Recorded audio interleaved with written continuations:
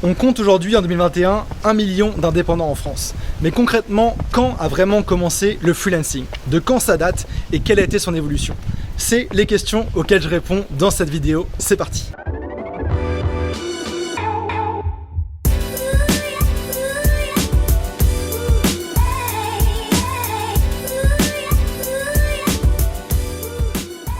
Si ce n'est pas encore fait, je t'invite à t'abonner à ma chaîne YouTube et à cliquer sur la petite cloche pour être sûr de rater aucun de mes conseils sur le freelancing, le nomadisme et tous mes conseils pour avoir une vie de liberté.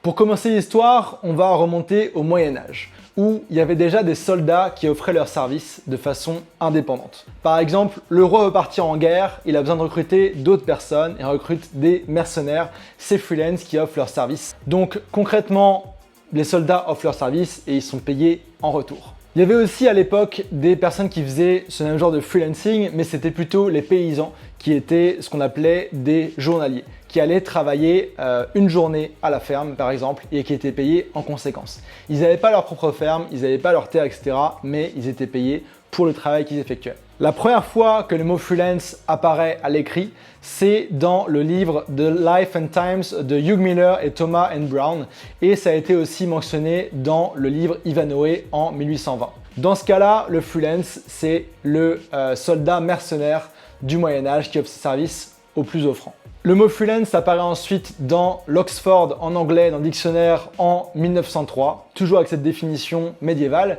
Et puis, au fil du temps, le mot freelance a aussi été utilisé pour désigner des journalistes, des paysans, des politiciens aussi sans affiliation particulière.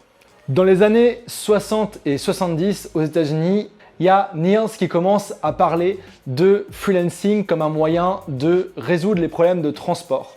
Il parle notamment du travail à distance et de télécommunication pour répondre aux problèmes de demande croissante de gasoline.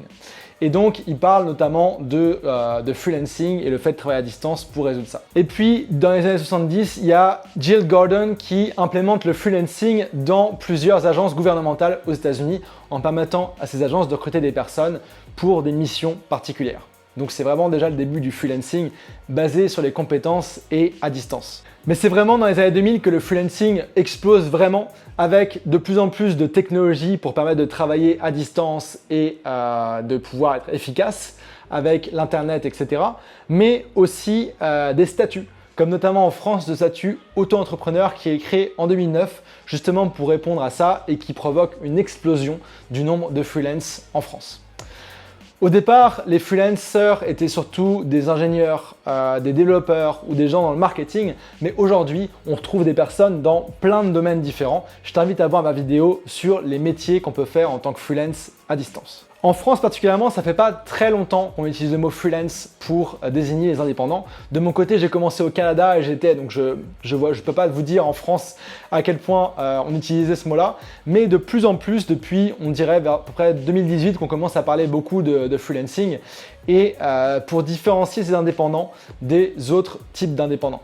Aujourd'hui, on compte pas loin, même voire un peu plus d'1 million d'indépendants en France et je t'invite à voir la vidéo que j'ai fait justement sur l'état des lieux du freelancing en 2021 en France, en Europe et dans le monde entier et puis l'analyse statistique et démographique de ces freelances, leur bonheur au travail et aussi l'évolution qu'on leur promet. Si tu as aimé cette vidéo, je t'invite à me laisser un pouce pour me l'indiquer et que je fasse plus de vidéos dans ce style-là. Si c'est toujours pas fait, je t'invite aussi à t'abonner à ma chaîne YouTube et à bien cliquer sur la cloche de notification pour être sûr de rater aucun de mes conseils sur le freelancing, le nomadisme digital et plus généralement la liberté. Et puis, si tu regardes cette vidéo et que tu as le projet ou que tu es déjà lancé en freelance, bonne nouvelle pour toi, j'ai mis en place une formation vidéo offerte qui s'appelle les 7 étapes pour devenir freelance à distance. Tu peux y accéder directement tout de suite en cliquant sur le premier lien en dessous de cette vidéo. Je te dis à demain, ciao ciao.